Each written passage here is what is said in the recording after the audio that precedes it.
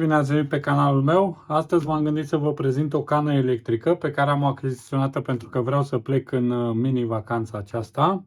Deci, este o cană electrică luată de pe EMAG, are o capacitate de 1,7 litri, este cu oprire automată și are putere maximă de 2200 de W. Ce putem să facem? Putem să facem un test, să vedem în cât timp ajunge ea la 100 de grade, la fierbere. Vine cu manual de utilizare, cu un mesaj de mulțumire. Așa arată ea. Și are și o bază. Practic, asta este baza. Se bagă în cana în bază, se alimentează și are aici un comutator. Este cuplat. După când a ajuns la temperatură, comutatorul trece automat în poziția de off. Așa arată în interior, are o rezistență. Facem un test să vedem și cât consumă și în cât timp ajunge la temperatura. Am pus apă în cană, apa este până aici, deasupra unghiei mele. O să mă uit și la ceas, să-i dăm drumul, deci este 17:38. Băgăm în priza și am pornit. În 3 minute deja se pare că muncește. Să ne uităm un pic.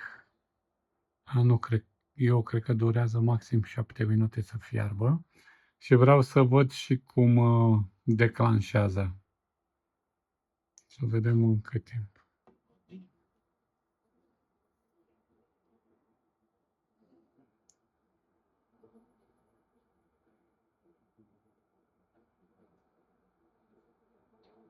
Apa luată direct de la chiuvetă.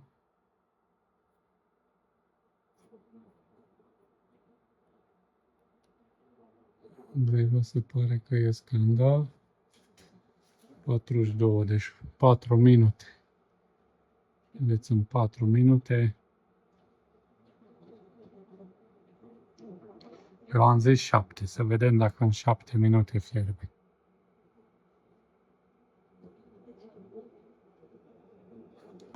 Să vedem. Pare deja că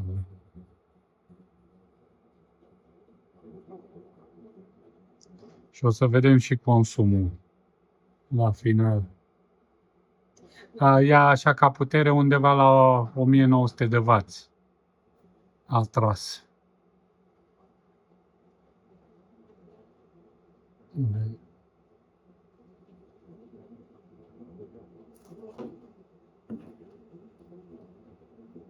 Cinci minute până acum.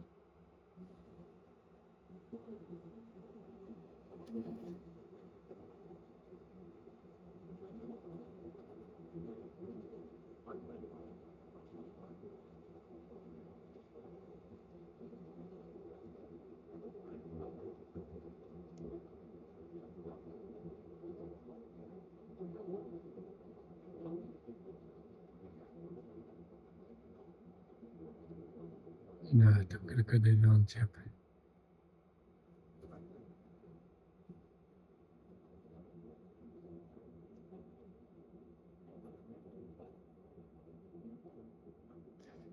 Da, începe deja fierberea. Deci câte avem? 44. 6 minute. Și deja fierbe. Dar vreau să văd un pic și cum declanșează, să vedem. Fierbe, este clar. Că îi zic că declanșează automat. A declanșat, da. Bun, să vedem și consumul.